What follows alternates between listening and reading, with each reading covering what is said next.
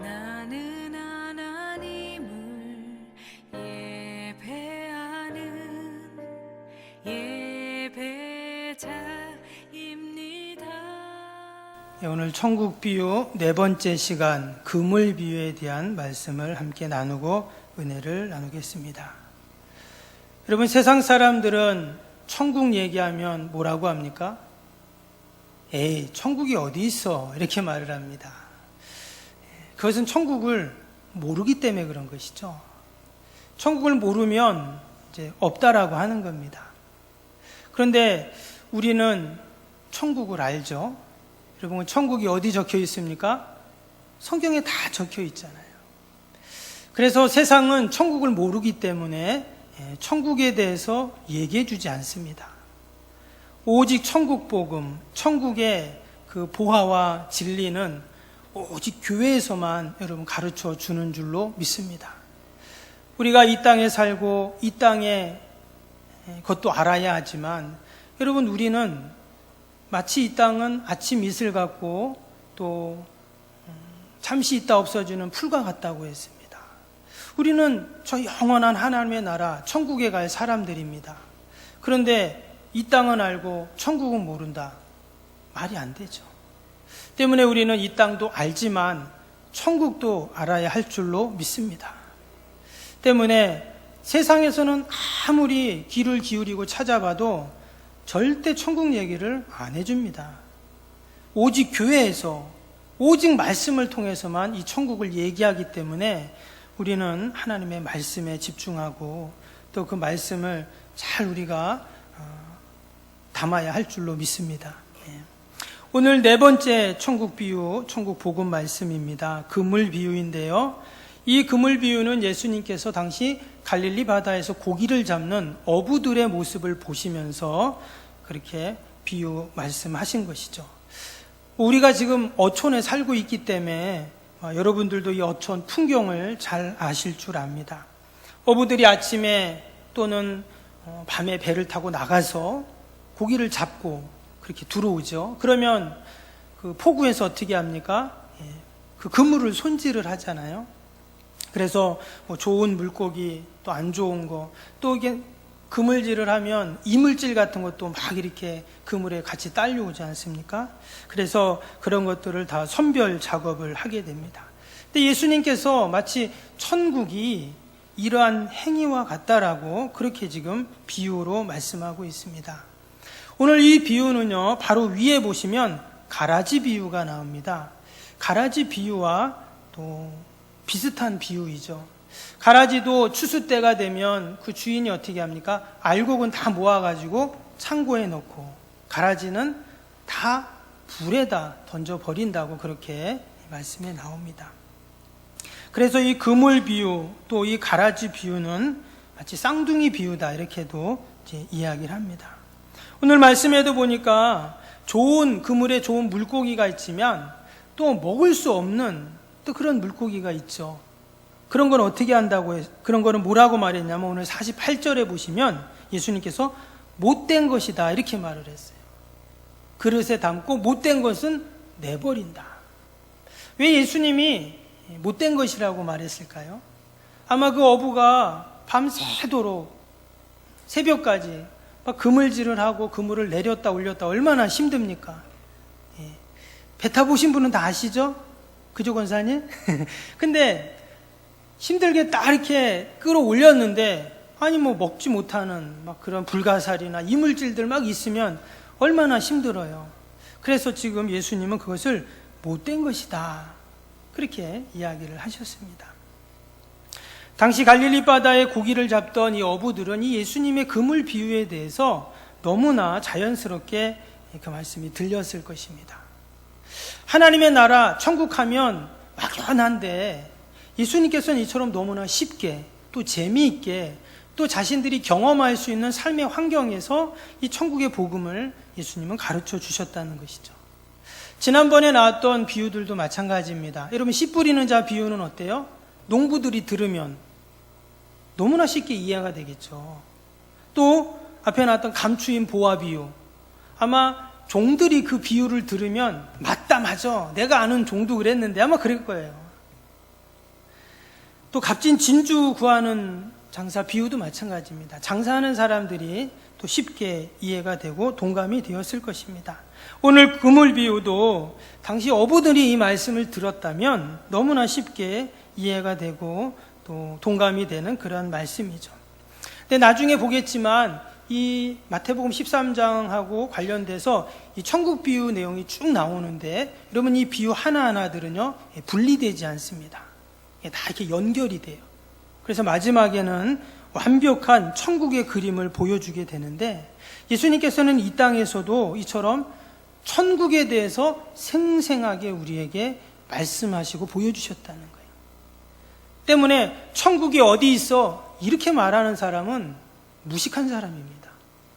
천국을 알아보지도 않고 또 알려고 하지도 않고 없다 이렇게 말하는 게 얼마나 비논리적입니까? 분명히 천국은 있고 예수님께서 그 천국을 우리에게 분명히 말씀해 주셨는 줄로 믿습니다. 그러면 과연 그물 비유를 통해서 우리에게 말씀하시는 보여주시는 천국은 어떤 천국인가? 첫 번째로 우리 47절을 봅니다. 47절을 보시면 또 천국은 마치 바다에 치고 각종 그물을 모으는 그물과 같으니 있습니다. 여기 보니까 천국은 마치 바다에 이런 말씀이 나왔어요. 그래서 이 그물 비유의 배경은 바다입니다. 성경에서 일반적으로 바다를 이야기하는 것은 이제 바다는 세상을 말하거든요. 여러분 바다가 어떻습니까? 오늘은 좀 잔잔한데 며칠 전에 보니까 또 파도가 많이 치잖아요. 또 오늘 아침에는 태양이 멋지게 뜨더라고요. 구름이 없어서. 근데 또 어쩔 때는 막 비가 오고 막 바람이 불고 파도가 치고 그런 것이 바로 이제 바다이죠.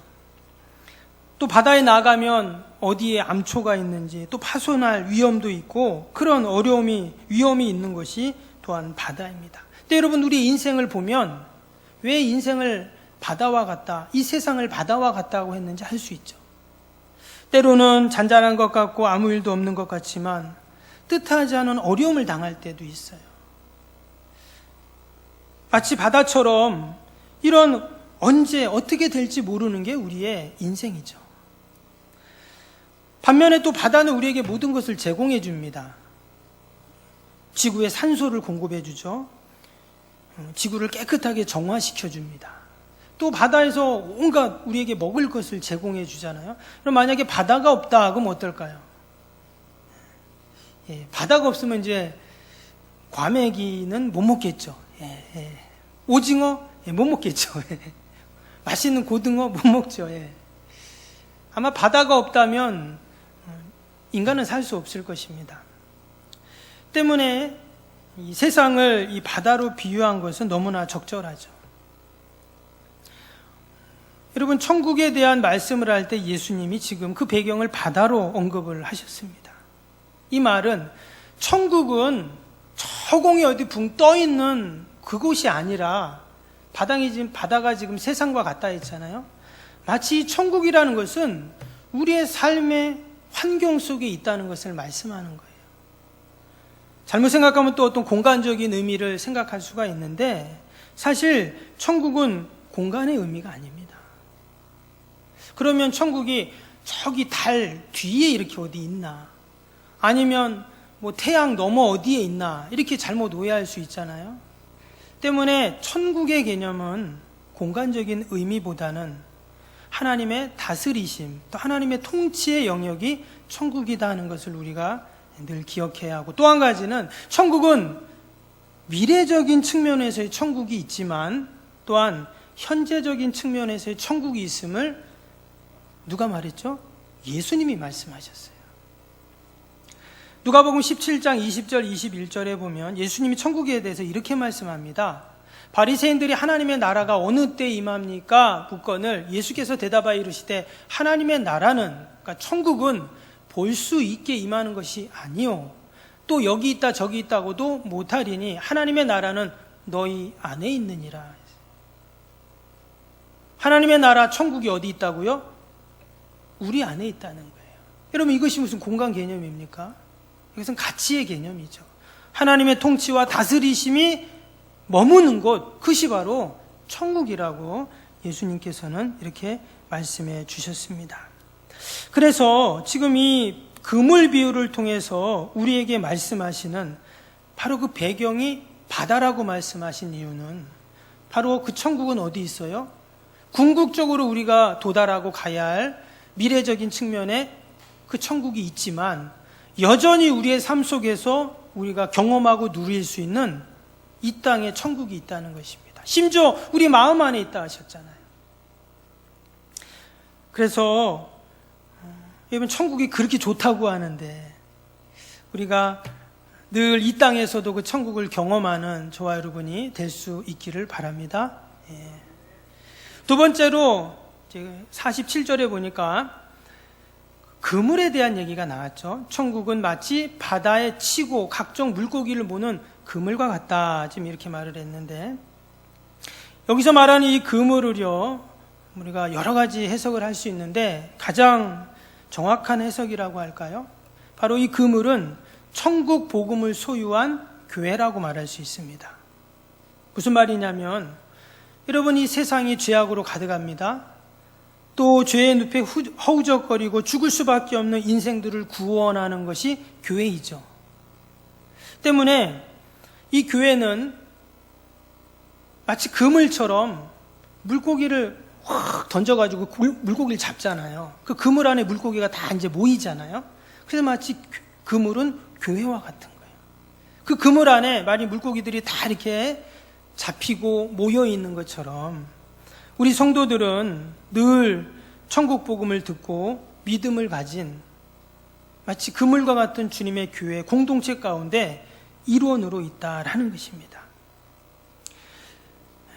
근데 만약에 그물에 잡히면 사람들에게 잡혀 먹겠지만 여러분, 우리는 천국 그물에 걸린 행복한 물고기인 줄로 믿습니다. 그래서 교회의 사명은 무엇인가? 이제 그물을 던지는 일이죠. 그물을 던져서 어떻게 해요?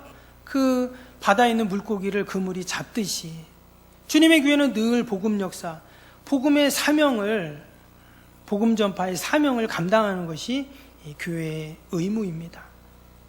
때로는 교회에서 구제사업, 장학사업, 또 교육사업, 또 복지사업, 얼마나 많은 일들을 합니까? 그러나 결국 그 모든 일들은 무엇을 위해서요? 마치 그물을 던지는 것처럼, 그래서 고기를 잡으려고 하는 것처럼 영혼 구원을 위한 일이 바로 교회의 궁극적인 목적이고 사명인 줄로 믿습니다. 예배도 마찬가지입니다. 우리가 예배를 통해 하나님께 영광을 돌립니다. 찬양하고 기도하고 우리가 이처럼 예배를 드리지만 그래도 예배의 정착지와 그 예배의 마지막 그 목적지는 어디예요? 하나님이 가장 기뻐하시는 영혼 구원입니다. 그래서 우리가 예배 드릴 때 나도 예배 드리지만 아직 믿지 않는 영혼들을 이 예배 자리로 우리가 초대하는 것이잖아요. 아직 그들은 복음을 모르고 예수님을 모르기 때문에 참된 예배자로 설 수는 없어요. 그러나 그들이 예배 자리에 와서 천국 복음을 듣고 그래서 천국을 소망하고 이 땅에서 산다면 이제 그들도 우리와 함께 교회 공동체의 일원이 되는 것이죠. 여러분, 교회가 이 그물의 역할을 잘 감당해야 할 줄로 믿습니다. 그래서 주님께서는 교회가 세상에 그물을 내리는 일, 복음 전파하는 일, 이 사명을 명령으로 우리에게 내리셨던 것입니다. 어부가 늘 배를 타고 바다에 나가서 그물을 내려서 고기를 잡아오는 것처럼 여러분, 우리 성도들도 늘 그물을 던지고 또 던지고 고기 안 잡히네 하고 그냥 그물 던져버리고 배 던져버리고 딴 거 하는 게 아니라 오늘은 못 잡으면 어때요? 내일은 잡겠지 하고 또 나가잖아요. 그처럼 우리가 늘 영혼 구원을 위해서 애쓰고 또 부단히 노력하면 여러분, 하나님께서 우리 석병교회라는 그물 가운데 물고기가 가득하게 하실 줄로 믿습니다. 제가 구룡포 마트에 이렇게 한 번씩 가면 배 타는 분들이 뭘 사러 오시더라고요. 근데 여러분, 그 배 사람들 보면 어때요? 척 보면 알죠? 배 사람들은 얼굴이 어떻습니까? 까맣게 그을렸잖아요. 손도 그냥 굳은 살이 백이고 뭐 얼굴에 뱃사람 딱 서 있어요. 보면은 그렇죠. 예. 여러분 저와 여러분은 얼굴에 뭐가 써 있어야 할까요? 예. 저는요. 저를 모르는 분이 저를 보고 혹시 목사님 아니세요? 이런 말하는 게 제일 좋습니다. 그건 제가 목사님 뭐 대접을 받고 싶어서 그런 게 아니라 그분이 그렇게 저한테 얘기하면 제가 어때요? 목사님처럼 말할 거 아니에요? 목사님처럼 행동할 거 아닙니까? 여러분 배 타는 사람들을 보면 보기만 해도 뱃사람이는 것을 알 수 있듯이 그리고 우리 이웃들에게 내가 목사로 보이고 장로로 보이고 권사로 보이고 또 집사로 보이고 성도로 여러분 우리가 보여야 할 줄로 믿습니다.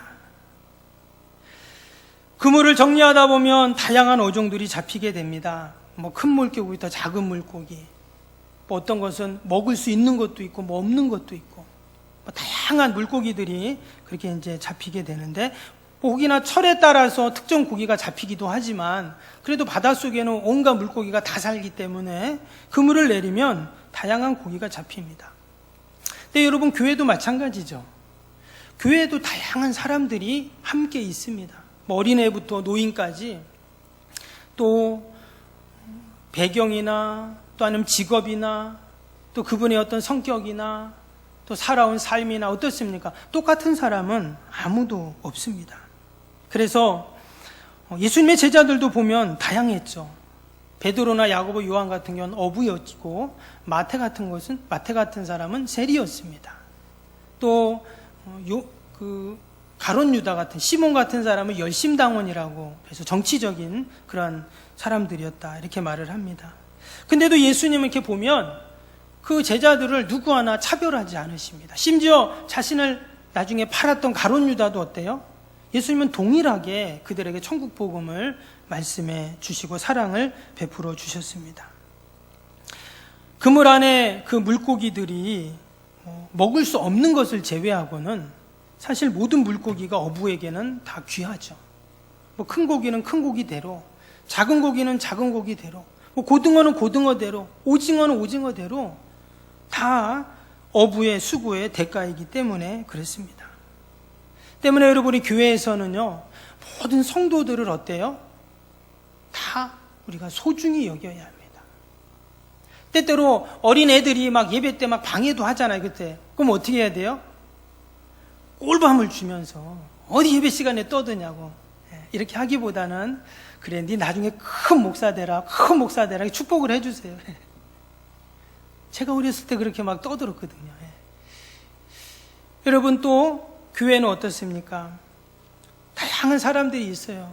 그러나 우리가 늘 성도들을 볼 때마다 소중히 여기고 귀히 여기고 우리가 함께 사랑으로 대해야 할 줄로 믿습니다. 마지막으로 이 잡은 물고기들을 지금 어떻게 했냐면 이제 선별을 했다고 지금 그렇게 나오고 있죠. 48절 다시 보시면 그물에 가득함에 물가로 끌어내어 앉아서 좋은 것은 그릇에 담고 못된 것은 내어 버리느니라. 어떤 것은 바다 위에서 뭐 이미 다 선별하기도 하지만 예전에는 다 이제 폭우로 가져와서 거기서 그물을 이제 이렇게 정리하면서 물고기를 하나하나 다 정리를 하게 됩니다. 근데 여기에 보면 뭐라고요? 여기에 보면 끌어내어서 그것을 어떻게 한다고요? 못된 것은 내어 버렸다. 그리고 그것을 구분을 하는 그런 이제 내용이 나옵니다. 선별하는 그런 작업이죠. 가라지 비유도 마찬가지죠. 알곡은 다 모으고 곡간에 곡식은 넣고 가라지는 다 불에 태워버렸습니다. 이처럼 하나님께서 구별하고 선별하고 더 나아가서는 심판하시는 때가 있다는 것을 지금 말씀을 하고 있죠. 그 물고기들한테는 어때요? 물속에 있을 때는 자유롭지만 그물에 걸려서 일단 바다 밖으로 폭우로 가지고 나와서 선별할 때 그것이 물고기에는 심판의 때죠. 이미 그 물고기들은 뭐 잡아 먹든지 아니면 버리든지 할 것입니다. 여러분 교회는 이처럼 하나님의 때, 더 나아가서 심판의 때를 늘 기억하는 자들이 모인 것입니다. 여러분 세상 사람들은 어때요? 심판의 때를 모릅니다. 아니 생각 안 하죠. 뭐 죽으면 끝이지 뭔 심판이야 이렇게 이야기를 합니다. 근데 우리가 혹시 뭐 법원 같은 데 가보셨는가 모르겠는데 뭐 살다 보면 법원도 가잖아요. 저는 한번 신방을 간 적이 있는데 이 어떤 성도님이 뭐 어떤 일 때문에 이제 재판을 받으세요. 그래서 이제 그렇게 가서 이제 만나려고 갔는데 그날 재판 날이더라고요. 그래서 제가 이렇게 재판하는 것을 이렇게 봤는데 TV에서만 보다가 실제 이렇게 보니까 조금 느낌이 다르더라고요. 근데 뭐 어떤 문제가 있어서 이제 재판을 하는 내용이었지만 그 분위기가 상당히 근엄했어요. 뭐 장난을 치거나 농담을 하거나 뭐 이럴 수 없는 그런 분위기더라고요. 그분이 무슨 잘못을 해서 그런 어떤 재판이라기보다는 뭐 그것은 일반 그런 재판이었는데, 근데 오늘 하나님께서는 분명히 마지막 때 심판의 때가 있다라고 그렇게 말씀하고 있습니다. 그래서 우리 성도들은 늘 종말의 때, 마지막 때, 여러분 심판의 때를 기억하는 자들인 줄로 믿습니다. 세상 사람들은 그런 생각을 안 합니다.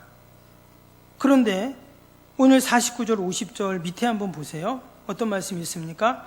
세상 끝에도 이러하리라. 천사들이 와서 의인 중에서 악인을 갈라내어 풀무불에 던져 넣으리니 거기서 울며 이를 갈리라 했어요. 분명히 하나님이 세상 끝이 있고 그때 하나님이 오셔서 갈라내어 심판한다는 거예요.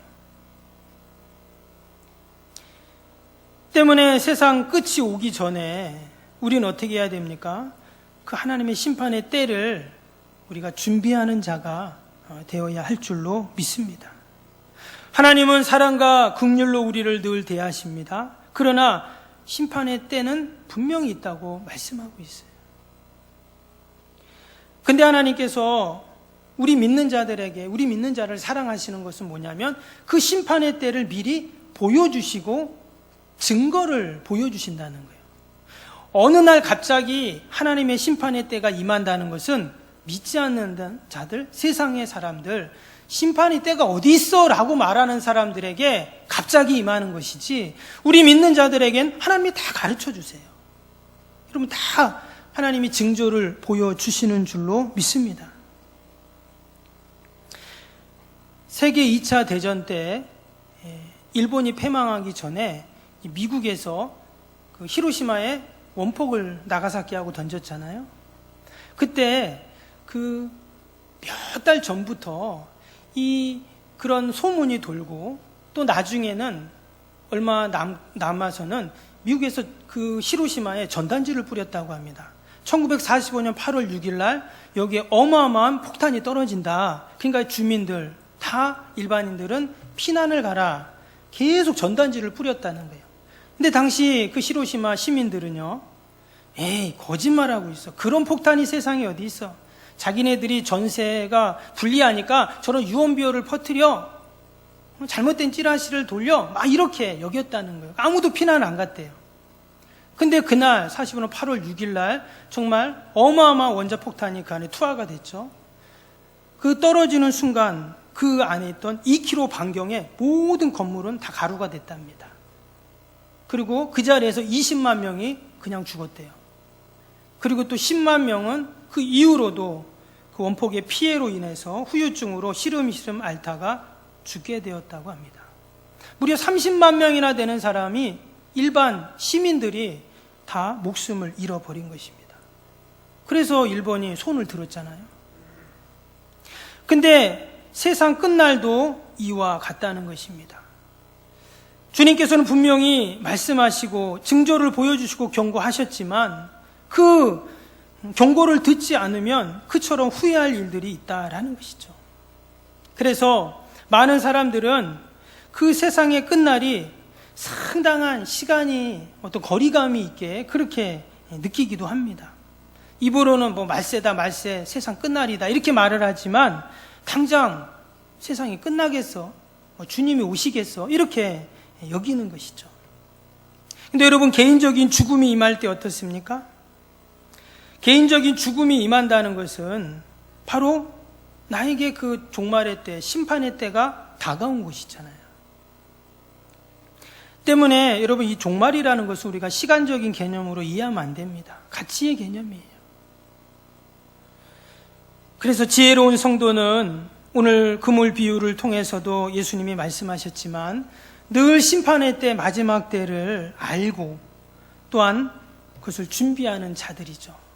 뭐 심판을 준비한다니까 좀 이상한데 우리는 천국을 준비하는 자들이죠. 우리가 어디를 여행을 갈 때도 어때요? 여행 준비물을 싸잖아요. 우리가 천국 여행을 가야 되는데 여러분 뭐 준비해야 되지 않겠어요? 늘 우리가 하나님 앞에서 하나님의 나라 천국 갈 날을, 천국 들어갈 날을 기대하고 소망하고 또 그곳에서 나를 위해서 하나님이 예비하신 그 의의 면류관을 늘 우리가 생각하면서 우리가 이 땅에 사는 날 동안 늘 천국을 준비하는 뿐만 아니라 예수님께서 이 땅에서도 천국을 경험할 수 있다 하셨사오니 우리가 늘 이 땅에서도 천국을 누리면서 사는 저와 여러분이 되길 주님의 이름으로 축복합니다.